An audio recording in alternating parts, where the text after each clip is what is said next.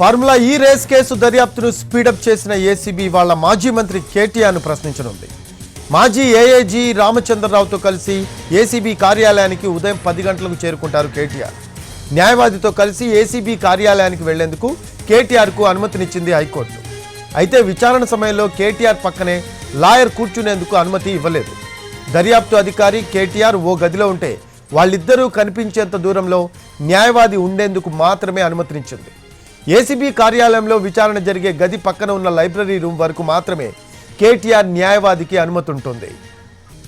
మరో అప్డేట్స్ తెలుసుకుందాం. మా కరెస్పాండెంట్స్ ఉన్నారు. కేటీఆర్ నివాసం దగ్గర రవి ఉన్నారు, అలాగే ఏసీపీ ఆఫీస్ దగ్గర మా కరెస్పాండెంట్ రాధాకృష్ణ ఉన్నారు. ముందుగా రవి దగ్గరికి వెళ్దాం. రవి, ఫార్ములా ఈ రేస్ కేసు దర్యాప్తును ఏసీబీ స్పీడప్ చేసింది.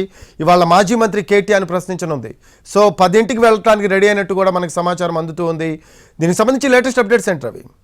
రఫీ, మాజీ మంత్రి బీఆర్ఎస్ వర్కింగ్ ప్రెసిడెంట్ కేటీఆర్ కాసేపట్లో ఏసీబీ విచారణకు బయలుదేరి వెళ్తారు. నందినగర్లో ఉన్నటువంటి తన ఇంట్లో కొద్దిసేపటి క్రితమే తన లీగల్ టీంతో కూడా భేటీ అయ్యారు.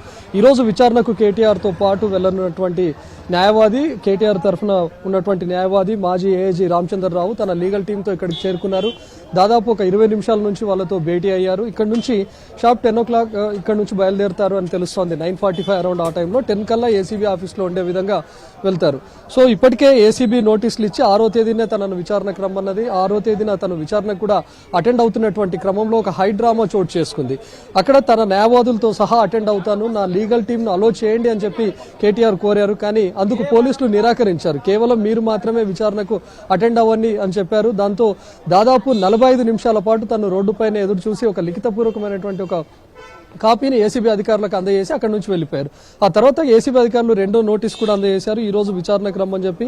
అయితే అంతకుముందే తను హైకోర్టును కూడా ఆశ్రయించారు. విచారణకు హాజరవుతున్నటువంటి క్రమంలో తన వెంట తన లీగల్ టీంను, ఒక అడ్వకేట్ను అలో చేయాలి అని చెప్పి కూడా తను కోరారు. దానికి కోర్టు అనుమతి ఇచ్చింది. దీంతో మాజీ ఏఏజీ రామచంద్రరావుతో పాటు తను కలిసి వెళ్ళబోతున్నారు. అయితే విచారణ సమయంలో తన అడ్వకేట్స్ కూడా తన పక్కనే ఉండాలి అని చెప్పి కేటీఆర్ కోరారు. కానీ ఇందుకు ఒప్పుకోలేదు. కేవలం ఏసీబీ ఆఫీస్లో ఉన్నటువంటి లైబ్రరీ రూమ్ వరకు తన అడ్వకేట్ ను అనుమతిస్తారు. అక్కడి నుంచి విచారణ జరిగే ప్రాసెస్ ను మొత్తం కూడా మాజీ ఏజీ కంప్లీట్ గా చూడొచ్చు.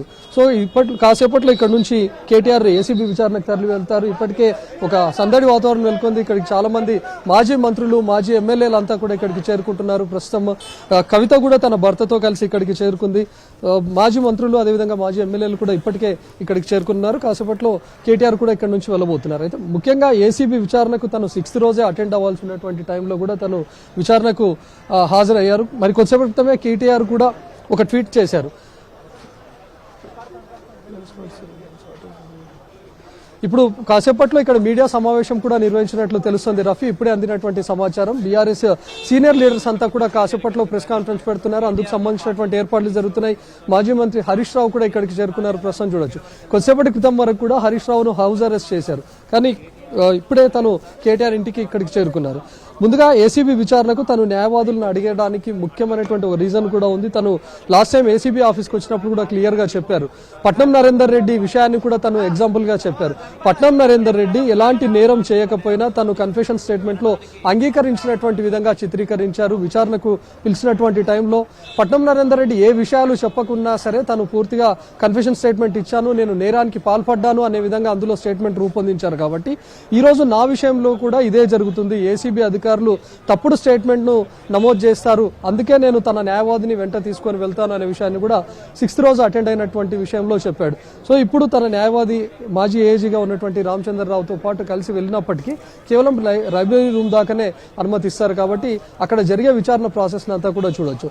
సో కాసేపట్లో కేటీఆర్ ఇక్కడ నుంచి బయలుదేరి ఏసీబీ విచారణకు వెళ్ళడానికి ముందే పార్టీ సీనియర్ లీడర్స్ అంతా కూడా ప్రెస్ కాన్ఫరెన్స్ పెట్టబోతున్నారు. దీనిపైన ఒక ఉత్కంఠ నెలకొంది. అసలు ఉన్నటువంటి విధంగా హడావిడిగా ఎందుకు ప్రెస్ కాన్ఫరెన్స్ ఏర్పాటు చేశారు, అసలు ఏం చెప్పబోతున్నారు సీనియర్ లీడర్స్ అనే దానిపైన కూడా ఒక ఉత్కంఠ నెలకొంది. ఇప్పటికే మాజీ మంత్రులతో పాటు మాజీ ఎమ్మెల్యేలంతా కూడా ఇక్కడికి చేరుకుంటున్నారు.